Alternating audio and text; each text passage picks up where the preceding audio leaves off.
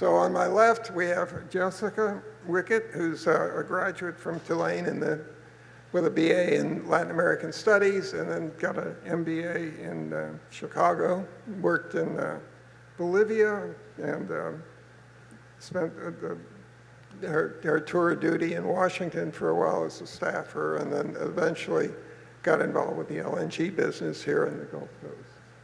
And to her left is Jason French. Jason started out at the University of Louisville and eventually was involved in corporate governance and communications, did some work with BP, you may remember that name. He can talk about that later. Then he was one of the early pioneers in LNG on the Gulf Coast when they teamed up to do Cheniere. And after Cheniere, he was at Tulane for a while. And he's now a consultant and handles governance issues for companies here in Louisiana. He's based in Baton Rouge. So with that, I'm going to ask a few questions, and at the end we'll have 5 minutes or so. If any of the people in the audience have particular questions they want to ask, we'll handle them then. Oh, I'm sorry. Let Jessica say 5 minutes on what she's interested in, and then we'll have Jason do the same thing. Yeah. It's really great to be back on campus. I graduated from Tulane in 2006, so I was a senior during Hurricane Katrina. And that experience, as I'm sure many of you who survived it, left a big scar with me. And I was always looking for a way to give back to Louisiana to help rebuild the Gulf Coast.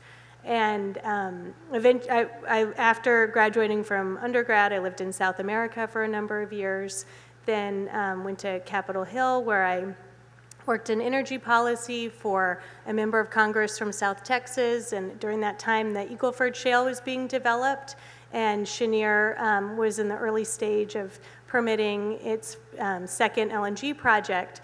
And at that time, Obama was president, and the Department of Energy was trying to figure out how to handle all these export license applications to free trade agreement countries and non-free trade agreement countries.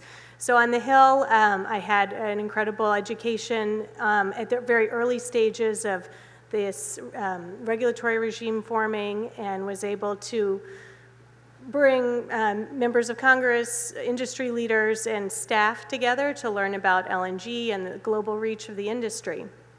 So after Capitol Hill, I went to business school at Chicago Booth and focused on entrepreneurship. Eventually, I just saw this massive opportunity for the second wave of U.S. LNG and joined a company at its startup phase and worked there for a decade. But that decade of work was really gratifying because I was able to be part of an economic revival in Louisiana and give back in a way that, and on a scale that government or nonprofit work never could have achieved. These LNG facilities are multi-billion-dollar investments, and they'll go on to live for 40 years and benefit the tax bases and the parishes and the state where they operate. So with that in mind, I'd like to have a pop quiz question for the audience or for panelists. What was Louisiana's unemployment rate in September of 2023? Anyone know? You told me. Oh yeah, I already told Jason. It was 3.8%. That is about normal unemployment rate, if not lower. And a real reason for that low unemployment rate was investment in the energy sector, specifically LNG. And all those investment decisions were based on project development that happened many years prior. So between 2011 and 2014, Brent crude was trading around $90 a barrel, and many new projects were announced and expansions were announced. And then in 2015 to 2017, as many of you might remember, the price of oil was cut in half. It was trading around $50, and unemployment in Louisiana really increased, and there was a huge budget shortfall in the state and in different parishes. So, and also for not mentioning the offshore oil and gas industry contracting. I'm telling this background because Louisiana is such a fascinating place, and that in the last decade it's already been through an energy transition, and I firmly believe that it'll be the leader in the future energy transition. So I'm happy to share my experience with you all and talk more about that. Very good. Jason, you want to do a show and tell, and then I'll finish up. Sure. Well, thank you all for being here this afternoon. My name's Jason French. Being that we're here in New Orleans, I'm not a Louisiana native, though I've spent the bulk of the last decade and a half here. I realized early on, as we started to talk about what was then a new industry and the size and scope of what we were doing with these LNG projects, Cheniere, as they were developing Sabine Pass in the far southwestern corner of this state at a cost of $20 billion, at one point that was the largest industrial project, single-site industrial project in the history of the United States. When we started talking about these massive numbers of what we were doing in this industry, even for an oil and gas industry, the eyes somewhat would gloss over because the size and scope and not the full understanding of what we were doing. So sitting in New Orleans, one of the things I've used in New Orleans in the past, imagine if you woke up today and your social media and the Times-Picayune and the local news were talking about the Superdome being rebuilt, that they had found a site to rebuild the Superdome, what that would mean for this city, what that would mean for this region, and how much attention would be placed if we were rebuilding the Superdome.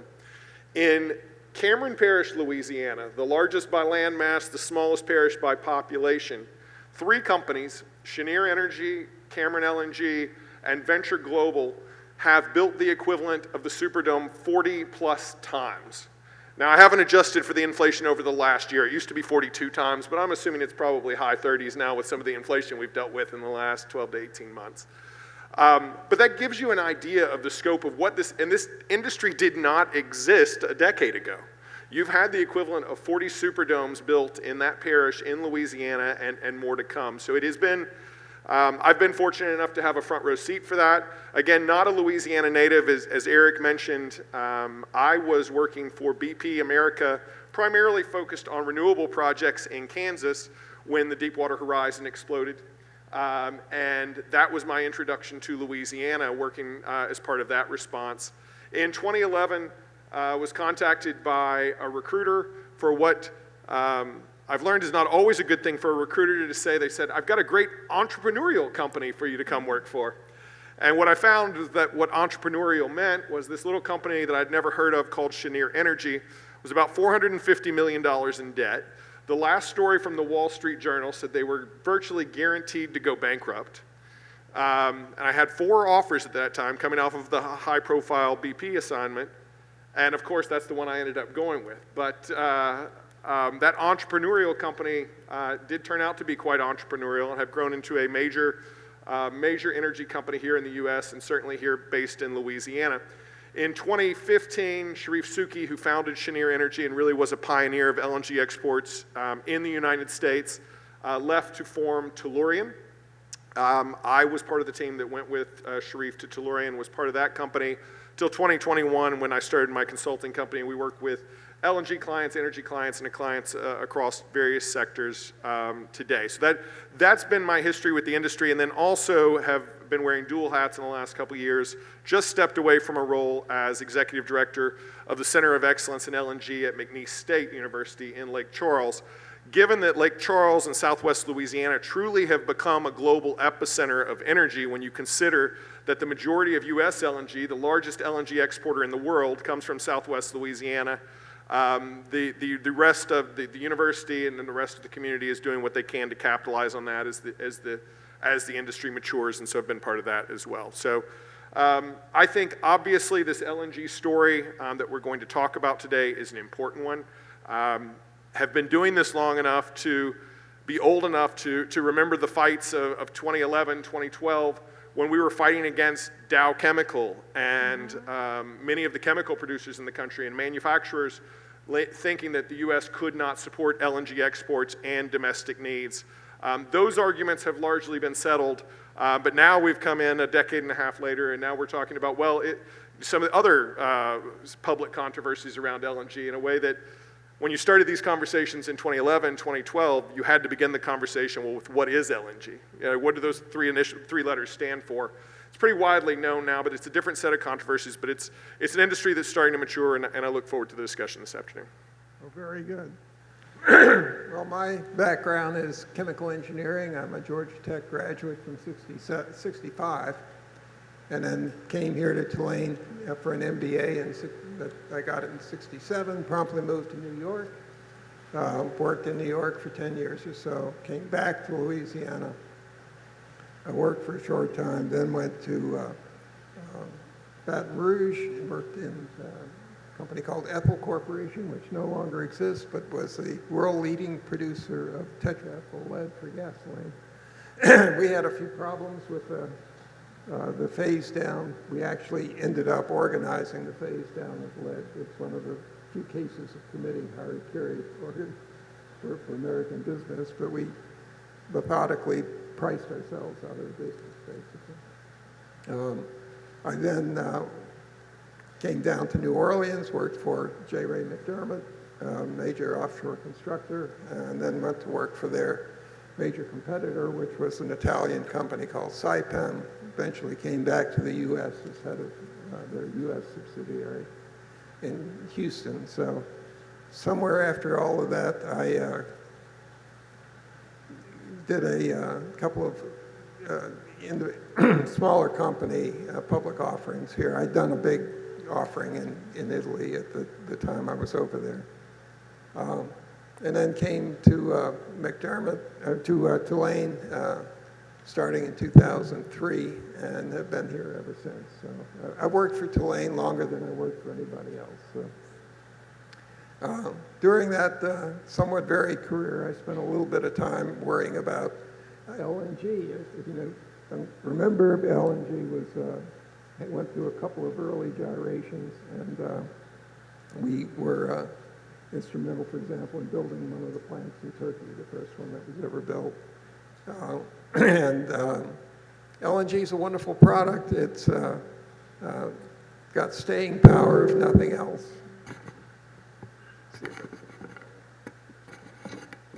Use my engineering talents here for a second. Okay, is that better? Worse. Okay. Try again. So I'm back here at Tulane, and we're starting an energy institute, and we're looking at things to do, and one of the things, of course, is LNG.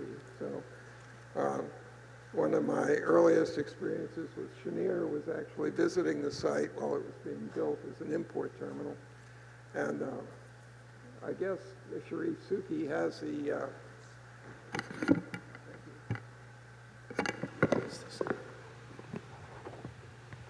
It's on. Hello? Okay, great. So Cheniere starts out as an import terminal because the U.S. is running out of gas, and I mean really running out. It's importing gas from Canada, obviously. It's producing what it can. Some of that was a direct result of price ceilings that had been put in place during the Carter administration. Jay Hakes can talk about that if he's still around. But we were desperate for gas supplies. We started importing LNG. And at one point, we were a fairly significant importer from Trinidad and Tobago, which was the closest supply that we had. Then the shale revolution comes along, 2010, 2011. Suddenly, there's gas everywhere. Then the Obama administration says, oh, and by the way, you can export it, because up until that point, you weren't allowed to export hydrocarbons from the U.S., or at least gaseous ones. And they start building this site on a former fishing preserve down in southwest Louisiana. And we literally piled 10 or 12 students in a van and drove down to visit it, and had to dodge the alligators on the road to get there. So it's come a long way since then, and there's numerous facilities have been built. As you heard Jason and Jessica say, these are not inexpensive facilities. They take 5 or 6 years to build, and sort of a bargain basement price is $15 to $20 million. I'm sorry, $1 billion a piece. So a lot of money. You go to the plants, they tend to be pristine. They're out kind of in the middle of nowhere, but they all share the fact that they are well connected to the pipeline infrastructure, and they all have access to the open Gulf. So an LNG ship can come in. Just the ships by themselves are about, what, 200 million a pop or so. And those ships will come in, fill up, and leave in 24 hours. So you measure their capacity by how many shipments a day or a year are going out. It's a fascinating business. The LNG itself is nothing but natural gas. It's had all of the liquids, gas components removed, anything that looks like an impurity. And then it's chilled to minus 260 degrees Fahrenheit, which is cold enough that it can crack steel. So you want to be careful that you don't have any contact between it and the carbon steel hull of the ships, or you just lost a very expensive transportation vessel. The only other trivia I can think of on LNG is that if you notice the ships, even the new ones, are always faded on one side. The paint's faded. It's because they have to spray water on the side of the ship while they're loading or unloading the LNG, because if the loading arm fails and you get LNG on the hull, it cracks. So the tanks themselves are stainless steel, and all the plumbing in the plants is stainless steel. So, as I said, very expensive to build. Very clean product. We do have some, and we'll talk about it a little later, but there are some issues with exports. Countries are getting more and more specific about wanting to know what the sort of the history of emissions has been on the gas that's being used to make the LNG, as well as the energy and emissions associated with converting it to a liquid. So I'm going to start off with a couple of questions, and we'll start it with Jessica. And the question is, and then let Jason chime in if he wants. How will the change of administration impact U.S. supply of LNG, do you think? I think the Trump administration, if you look back into how their policies in 2016 through 2020, they were collaborative with LNG and thought, I think I remember Secretary of Energy Rick Perry would call them freedom molecules, and was very pro LNG export. And I assume that the return of the Trump administration would be similar. No, certainly agree with that. I think the Trump administration has signaled that they are going to be supportive of an expansion in LNG exports, but I think it also, the Biden administration pause on LNG exports, and I'm sure we'll talk about that a bit, introduced what people who are investing $20 billion in projects hate the most, and that's uncertainty. It put uncertainty into a regulatory process that can take 3-4 years at a time to get the necessary permits in place to build one of these $15 to $20 billion facilities. But outside of that action, and that's aside from that, how was the play, Mrs. Lincoln? But aside from that, when you look at the past 2 Democratic administrations as well, this idea that one party is against LNG exports and one is for them, that you hear a lot and you see in some of the press and on social media as LNG becomes a bigger topic. Not entirely true. It was the Obama administration that did this and did the same study that the Biden administration is doing right now to look at the climate impacts, the economic impacts, and the national security implications of LNG exports. It was the Obama administration that commissioned the last study. And a lot of us in the industry, I know there's a lot of discussion that the Biden administration is trying to rush this study to impede President-elect Trump's plans to expand LNG. But I think there's some of us who have worked in and around the LNG industry that actually expect the DOE study to be very similar to what they found in the Obama administration. The fact is that burning molecules of natural gas is substantially cleaner when it's displacing coal. The fact is that if you're concerned about global climate change, global warming, the first word in that phrase is global. So if you can take those molecules of American natural gas and displace coal in China and India, there are absolutely environmental impacts. And barring one study that showed counter, the history of looking at life cycle emissions of LNG are very clear. LNG is an environmental benefit over the burning fuels such as coal. So I think, look, to answer your question, the Trump administration will hopefully bring some certainty to those who are looking to make these investments, and will allow some of these projects to go forward. But a lot of, and I know we'll talk about this, a lot of those decisions are going to be made by the market.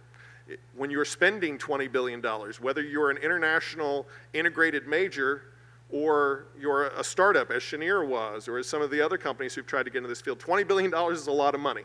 If you are spending $20 billion, you are going to want that certainty, but you also want certainty that there's going to be demand for your product, that you're going to be able to deliver your product, that there's going to be ships to deliver your product. Spending $20 billion, you need a lot of certainty. And hopefully this will take some of the regulatory uncertainty out, and it'll allow those projects that are designed to meet the market, that are well positioned with their customers, to go forward. That's a finite number. It is not, there are not 25 new LNG projects that are going to be built in the next 4 years or going to start construction in the next 4 years. But for those that are well positioned to address the demand in the market, they will have more regulatory certainty, and that's a good thing when you're trying to incentivize or bring about this type of investment in energy infrastructure. Very good. All right, let's extend that question one more step. And you mentioned energy demand. Jason, what do you see changing in the way of LNG demand going forward? Look, there's one thing that really has never gone down in the history of humankind, and that's demand for energy. Gray Stream talked earlier about his grandmother's lifetime, the world population going from 2 billion to 8 billion over 100 years. Because the population is always increasing, the demand for energy, now you have AI centers, you have companies like Microsoft and others looking to invest directly into nuclear to power their needs, to power their portion of the economy going forward. So we know energy demand is going to be there. When I started in this industry 15 years ago, LNG was called the champagne of fuels. I mean, that literally, it was because, yeah, it'd be nice to have, but in a world where most people recognize there is warming that humans are impacting, when what I always say is LNG, sometimes when you get into public policy discussions around LNG, the perfect becomes the enemy of the good. The fact is the U.S. is one of the few bright spots in the global emissions story, because since 2005, we've reduced our power generation emissions by 1/3. That is almost solely due to natural gas displacing coal. So when you have that growing demand curve that is going up exponentially, you have demand from banks, investors to clean up energy outputs. LNG is no longer the champagne. It's moved down. Maybe it's not the Miller Lite of fuels quite yet, but it's becoming an essential part of the fuel portfolio. And if you are truly committed to renewables and a net zero future, reality requires baseload power. Reality requires fossil fuels for likely definitely decades to come. And LNG and natural gas are best positioned to meet that demand, I think. So demand will continue to grow, and we're seeing that both in U.S. investment, international investment, and in the shipping sector, which I know we're going to talk about as well. Jessica, you have any opinion? Yeah, I mean, I think it's fascinating how to think about energy demand and how it could be poised to grow within the United States, and how much focus there's been on energy production and different types of fuels used, but really not as big of a microscope or lens on what the energy demand is and where that's coming from. So I think just stepping back, broad view, I think like tech the tech industry has a big role to play in energy innovation and in figuring out where they're going to supply the energy they need to move technology along and run data centers and all of that, or mine Bitcoin. Mine Bitcoin. Yeah. How do you see, I mean, this is kind of off the cuff, but do you see domestic competition with small modular reactors, or do you see that as just a promotional effort right now? I think that I don't know. There's some interesting companies I've learned about that have those small nuclear reactors, and I think that's probably the only industry more difficult to permit than LNG is nuclear. So that regulatory journey is complex. I don't. Yeah, exactly. Jason, do you have any views on? Not a lot to add to the SMR specifically. Just back to the idea of, we spend a lot of time, and I spend a lot of time in my day talking about net zero, and one of the things I say to folks who may take exception with my work in the hydrocarbons industry is that there is a net zero solution available to us now. But I guarantee if someone announces a nuclear reactor in Southwest Louisiana, the opposition to that will be strong. And there are reasons on both sides. Can we do it safer now? I'm not an expert on nuclear on the SMR side or on the larger reactors, but it is, again, it goes back to something that I think we're going to have to start talking about and reaching across. As we get more divisive in our society, we tend to. We know the echo chambers of social media, but we in the oil and gas industry have a way of liking to talk to ourselves as well. And we've all kind of gone to our own camps, and I think we have to start talking about perfection not being the enemy of the good. And that is going to incorporate, if we truly want to achieve emissions reductions, natural gas is going to have a role in that. Nuclear is going to have a role in that. It's going to have to. Because in places like China, and one of my favorite stats, there are more the emissions from the coal plants that are in the design and construction stages in China, non-operating coal plants that are close to being built or are currently under construction. The emissions coming from those plants alone offsets every renewable project ever built in the history of the United States. So when, you can, I've got plenty of analogies. I'll stop there because I know we're limited on time, but it's going to take truly that all of the above approach and recognizing on both sides that the perfection can't be the enemy of the good. You mentioned China. Let's try this one on Jessica and see how she does.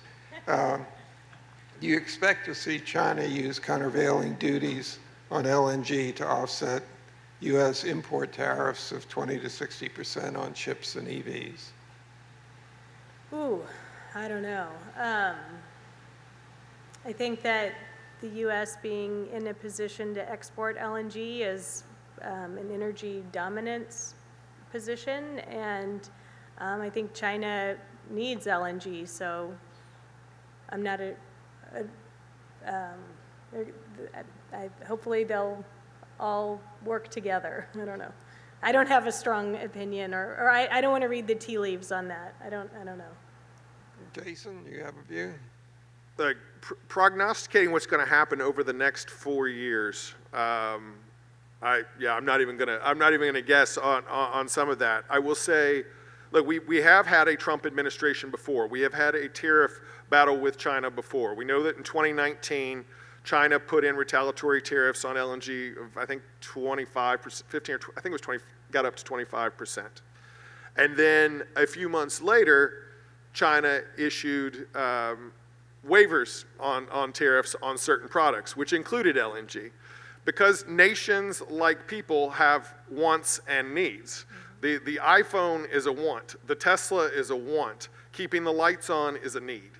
And so the brinksmanship around tariffs sometimes can be different when you talk about the commodity that keeps the lights on. One of the first press releases I saw that wasn't just, Pennsylvania awarded its electoral votes, but was out of the EU.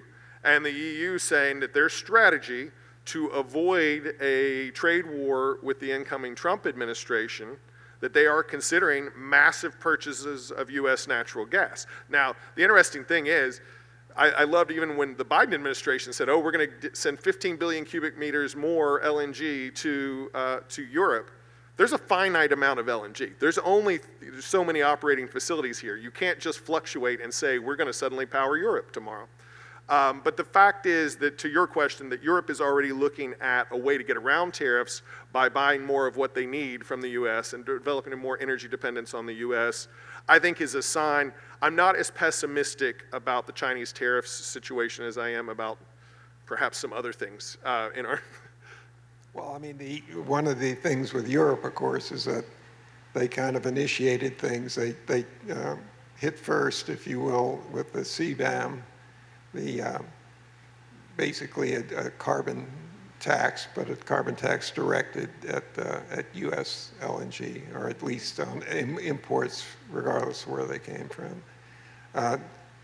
Do you see a difference in the way you might expect a Chinese U.S. negotiation to go versus a European negotiation? You know, somebody that is nominally our allies. I think certainly the Trump administration has very explicitly identified China as there is an adversarial relationship in the trade space there. So I think obviously the conversations are going to be different with China. But again, I'd point to what happened 4 years ago when we had Trump 1.0.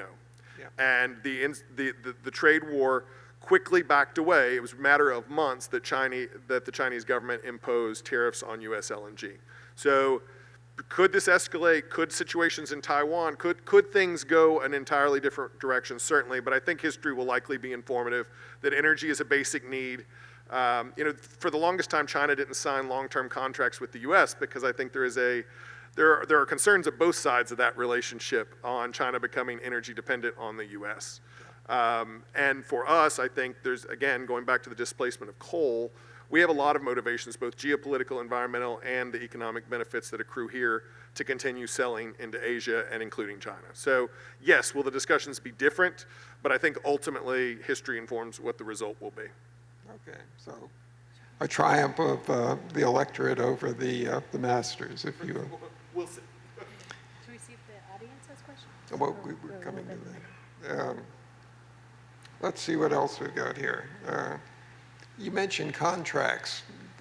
When you all were both starting out, we were in the enviable position of looking at 30-year no-cut contracts, a take-or-pay kind of environment. Terminals didn't own the gas. They were just pass-throughs, but they made a lot of money on the pass-through. The next thing you saw was, as you say, short-term contracts, appropriately priced, but short-term contracts. And then we see the Germans deciding to stop taking pipeline gas from Russia and rely more on LNG. And they want short-term contracts because they really don't want to be in the gas business long-term. It seemed pretty clearly at the time that the U.S. response to that was unanimous, and it was no. If you want to buy our LNG, we have to build new plants. If we have to build new plants, either provide the $20 billion or, accept long-term contracts. Do you think that argument will stay that way, or do you think it's starting to weaken?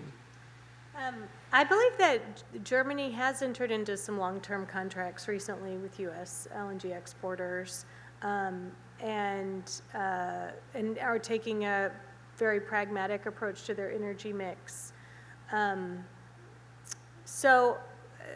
Traditionally, long-term LNG contracts are really important for the financing of these high-cost mega projects, these big LNG export terminals, and I think it all depends on how export terminals are financed and what's needed. So I think that's probably a company-to-company or terminal-to-terminal kind of decision that each project developer would make based on their balance sheet and what they can do. So I don't have traditionally it's long-term contracts have been really important. Maybe as time moves on, there'll be less. I don't know. Yeah, I think it is as Jessica said, very tied to the developer. I mean, when we were at Cheniere, we were a company that no one had heard of, on the verge of bankruptcy, trying to build a $20 billion project. To do that, we had to have 20-year agreements with, not just 20-year agreements, it had to be an elite credit partner, because both equity and financing partners required that. There was no way that this little small company based in Houston working in Louisiana was going to be able to finance the most expensive industrial project in the history of the United States.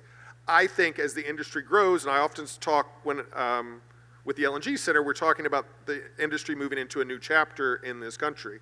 And what happens in any industry is you start to have more consolidation. Your bigger players, look, name a Shell can build an LNG project off their balance sheet. So, and a company with those type of resources has the ability to assess the spot market and determine, okay, with a small balance of shorter term contracts, we believe, people a lot smarter than me who can look at those numbers of where the spot market's going to be over the next 20 years. This is going to be much more profitable for us to finance this ourselves off our own balance sheet and have more spot market exposure. A company like Cheniere in 2011 did not have that option. And so you see, in the US, you've had more smaller developers take the lead in a lot of cases, Freeport LNG, but there are companies that can certainly afford it. So I think as the industry matures, you'll see a combination of both. But probably the long-term contracts become less important as the industry consolidates into the companies with the larger balance sheets, or as those companies that started off as those little independent startups start to develop balance sheets that are more akin to a major, which you're starting to see because the industry has been operational now since 2016. Do you see and this is just a follow-on question, but do you see any of the Japanese type customers wanting to take minority equity positions in terminals?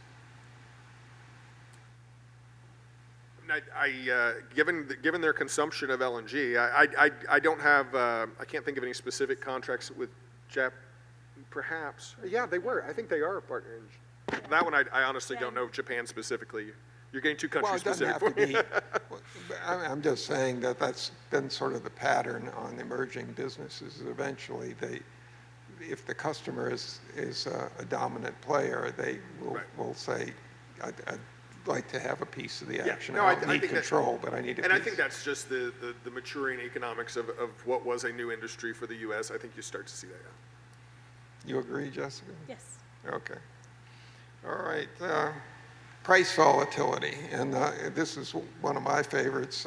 I don't think either of these folks would agree, but do you see the price volatility changing based on the source of the gas coming into the plant, the delivered price? Well, most LNG export facilities in the Gulf Coast are Henry Hub indexed. Right.